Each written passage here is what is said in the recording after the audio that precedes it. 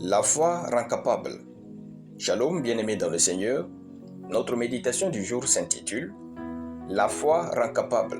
Première partie. Nous tirons notre texte dans Hébreux chapitre 11, le verset 11, qui nous dit ceci.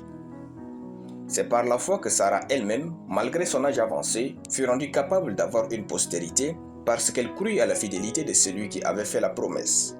Gloire à Dieu. La foi nous fait faire des efforts.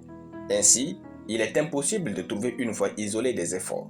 Raison pour laquelle l'apôtre Jacques, parlant de la foi, dit « La foi sans les œuvres est morte ». Jacques chapitre 2, le verset 17. La foi du cultivateur lui fait apprêter son champ et s'aimer pour attendre la pluie afin de pouvoir cultiver. La foi d'un étudiant lui fait lire pour réussir son examen. La foi du professionnel lui fait travailler avec rigueur. La foi de l'entrepreneur lui fait faire investir et poursuivre ses affaires avec honnêteté. La foi du pasteur lui fait attendre les miracles quand il prêche. La foi de la femme à la perte de sang la fait venir vers Jésus dans un endroit où elle pouvait être lapidée. La foi de Bartimée la fait sauter tout en jetant son manteau pour aller vers Jésus afin d'être guéri.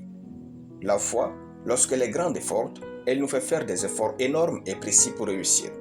Quels sont les efforts actuels de votre foi pour obtenir votre miracle? Notre verset dit, c'est par la foi que Sarah elle-même, malgré son âge avancé, fut rendue capable d'avoir une postérité. Remarquons l'expression « fut rendue capable d'avoir ». Nous savons bien que Sarah était une grand-mère complète dont toutes les parties du corps physique ne pouvaient plus attirer un homme. Sarah vivait l'âge où plusieurs femmes regrettent leur beauté, leur vigueur quand elle était jeune. En plus de ce fait, Sarah était stérile. Tout le monde le savait parce que notre père Abraham eut un enfant avec Agar. En dépit de tout ceci, Sarah s'est abritée et est allée dormir avec son homme pour pouvoir avoir un enfant, puis l'allaiter elle-même sans biberon. La Bible le confirme et dit « Qui aurait dit à Abraham, Sarah allaiterait des enfants? Cependant, je lui ai enfanté un fils dans sa vieillesse. » Genèse chapitre 21, le verset 7. La foi nous rend capable de faire des efforts. Souvent, la foi c'est poser un acte bête pour avoir un résultat intelligent. Comme Sarah crut à la fidélité de Dieu, faisons-en autant et conjuguons des efforts énormes pour obtenir ce que nous désirons de Dieu. Notre foi est notre plus grande capacité humaine. Elle peut tout nous accorder. Gloire à Dieu. Nous allons prier.